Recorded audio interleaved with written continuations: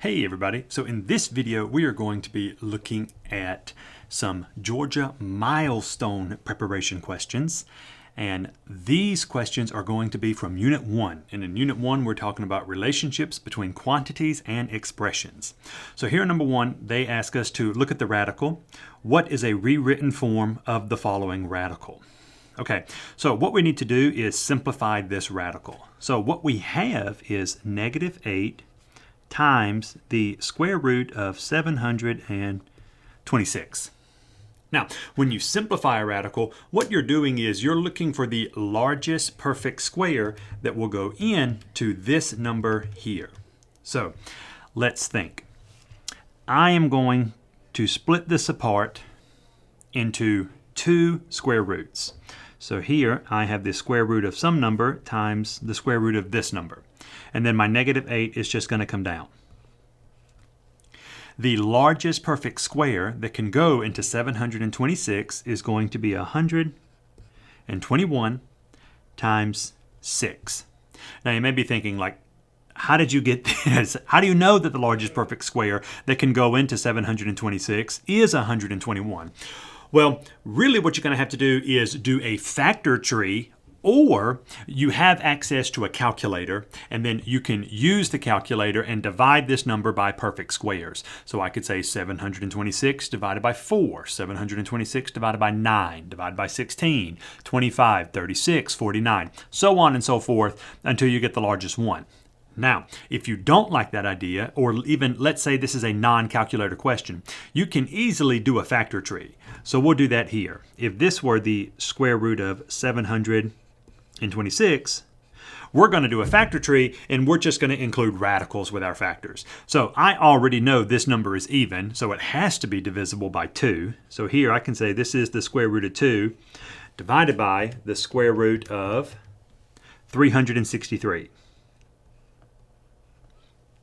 Okay, well, 363 is going to be divisible by 3, so I could then say this is the square root of 2 times the square root of 3 times the square root of 121.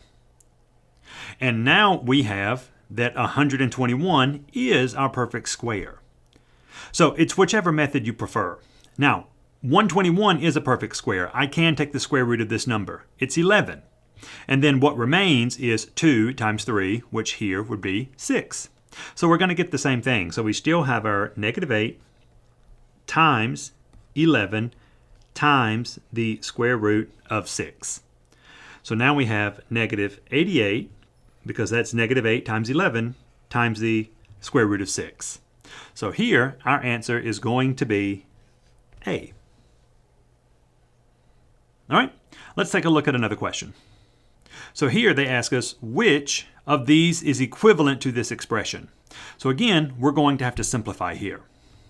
Now, I think the easiest thing to do is to go ahead and multiply these two numbers. That's my opinion. Now, if your teacher wants you to simplify the radical first, that's totally fine.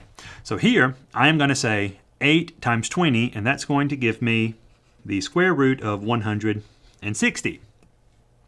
So again, I need to simplify this radical.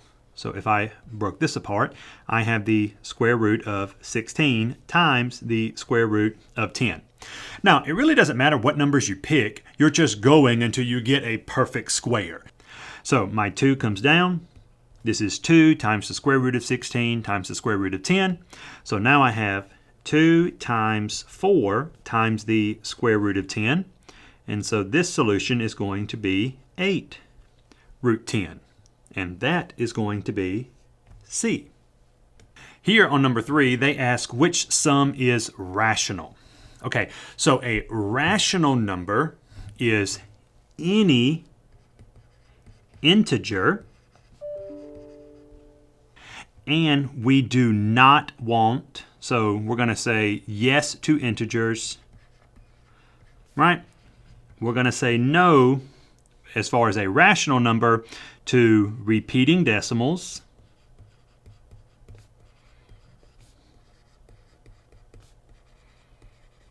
with no pattern,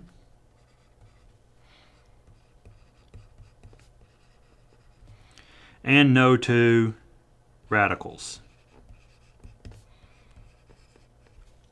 And here we want to make sure we're saying non-perfect square.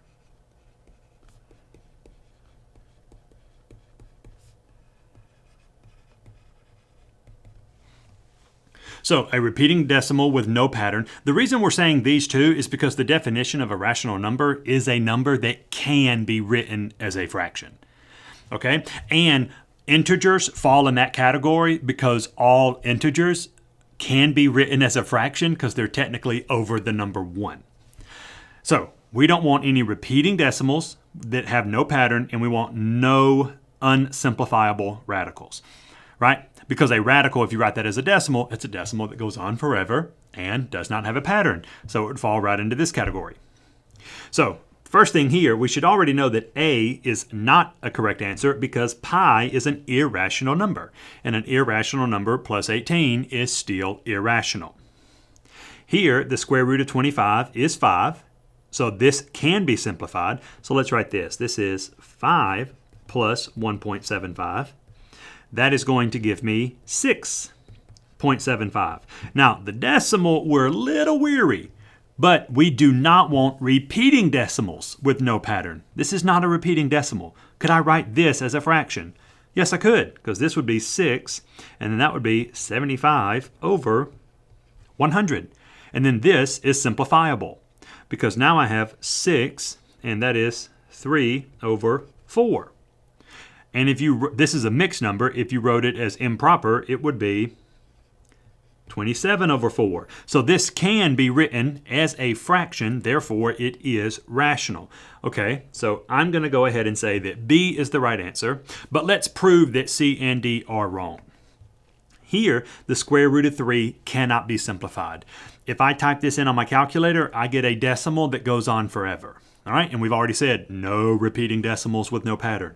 So C is out, and we've already said pi is irrational. D is now out.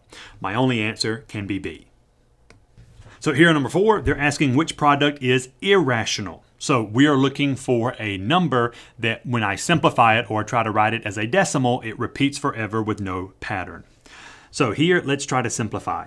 That A, this would give us the square root of 2 times 50 is 100, and the square root of 100 is 10. Well, 10 is rational, all right? So A is out. Let's look at B. Both of these are perfect squares. This is the same thing as the square root of 64, which is 8, times the square root of 4, which is 2. That gives us 16. This is rational. B is out. C, the square root of 9 is 3. The square root of 49 is 7. This gives us 21. That's rational. C is out. It looks like my only answer here is going to be D, and we can prove that.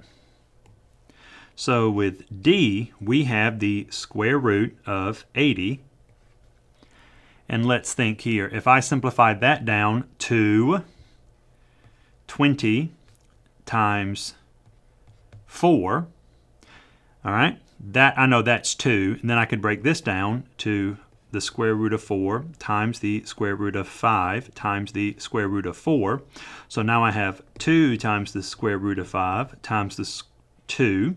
So this is 4 root 5. All right, this is going to be irrational because I cannot simplify the square root of 5. Here on a different topic, they tell us a rectangle has a length of 12 meters and a width of 400 centimeters. Okay, now one thing to pay attention to. Right here, you got meters and you have centimeters, okay? These are different measures, okay? A meter is much larger than a centimeter. They want to know what is the perimeter in centimeters, all right? So here, I'm going to go ahead and highlight that. I know I want it in centimeters. So let's draw a rectangle. Here we have a width of 400 centimeters. So I know that this side will also be 400 centimeters. This length is 12 meters. Okay, so I need to think how many centimeters are in 1 meter, and then I can take that answer and multiply it by 12. Okay, if most of you have probably heard of this acronym, and that is King Henry died by drinking chocolate milk. Okay, so this is a little acronym, and it helps us work our way through the metric system. So this B right here is understood as the base. This is the base that you're working with, right? So here we're talking about centimeters. So here my base would represent the meter, all right? So this could be meters when you're talking about distance. This could be grams when you're talking about weight, okay? So here, I want to know, or I want to go from a meter to a centimeter. So watch this. Every step you go back, you're essentially taking your decimal and moving it one place to the right. So to go from a meter to a centimeter, I'm moving my decimal 2 places to the right. So here, 12 meters, if I took this decimal and moved it 2 places to the right, I get 1,200 centimeters. And here, that would make this side 1,200 centimeters. The perimeter, we're going to add all the sides. So 1,200 plus 1,200 is 2,400, and then 400 and 400 is 800. So I have 2,400 plus 800. This is going to give me 3,200 centimeters. So my answer here is D. On number 2, it says Jill swam 200 meters in 2 minutes and 42 seconds. If each lap is 50 meters long, which time is her estimated time in seconds per lap? All right, so let's think about this. She swam 200 meters. A lap is 50 meters. So how many laps did Jill swim? So if she swam 200 meters, each lap is 50 meters. So here it looks like she swam a total of 4 laps. Now, it took her 2 minutes and 42 seconds to swim this. I want to know what is her time in seconds per lap. So I need to take 2 minutes and 42 seconds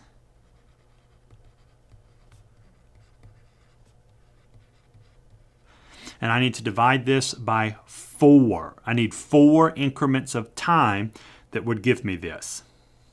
Now, the easiest way to do this is to only work with 1 unit of time. You see here how I have minutes and here I have seconds? I don't really like that. That's kind of confusing. Here they want the answer in seconds. So what if I had her total time in seconds? So how many seconds are in 2 minutes? Well, that's 120 plus these 42 seconds. So it looks like she had a total of 162 seconds that she was swimming the 4 laps. Now I can divide this by 4. So here I am going to get 40.5. So my answer here is going to be 40 seconds. Here they ask us, in which expression is the coefficient of the n term -1? Now, pay attention to this. They ask for the n term. Notice how I have n squared, n, and then I have a constant. I'm only looking where the variable is an n.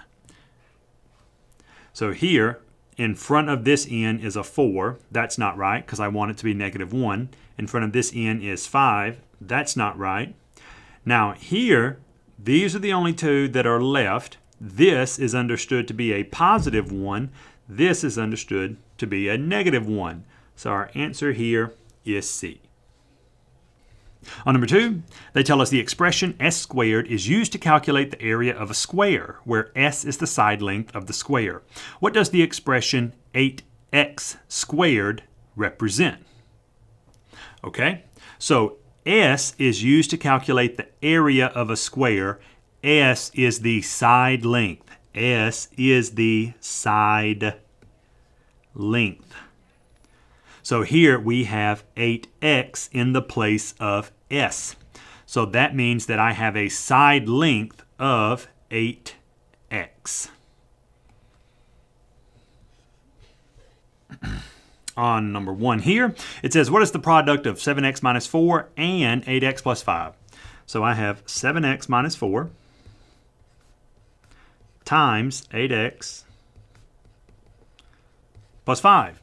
Now, you've probably heard or seen this acronym here, and it is FOIL. If you have not heard that, you probably have heard distribution. They're the same thing. This is just an acronym to help you distribute here. So we're going to use the first terms. So here we have 7x and 8x. 7 times 8 is 56. X times x is x squared. Now I will do the outside terms. So here that's 7x and 5. 7 times 5 is 35. X. So this x did not get multiplied by anything, so it stays the same. Now we have the inside terms. So that's going to be negative 4 and 8x. Negative 4 times 8x is negative 32x. And now we have the last terms. So that is negative 4 and positive 5, which gives me negative 20. Now what I'll do is I will combine like terms. So I can combine here in the middle. So I have 56 x squared. 35 minus 32 is 3 minus 20. So here my solution is going to be C. On number 2 here, they say a model of a house is shown. So here's our model. What is the perimeter in units of the model? So they gave you no units of measurement. That is good. So here, all we need to do is find our perimeter. Now, the tick marks right here, because here I have one tick mark on each side, that means that this length is congruent to this length. That means they are equal. So this is also 6x minus 4. And I have 2 tick marks and 2 here. So that means this is also 12x plus 3. And now I want the perimeter. I will go around and add all my sides. 14x plus 13, 12x plus 3, 6x minus 4, 6x minus 4, 12x plus 3.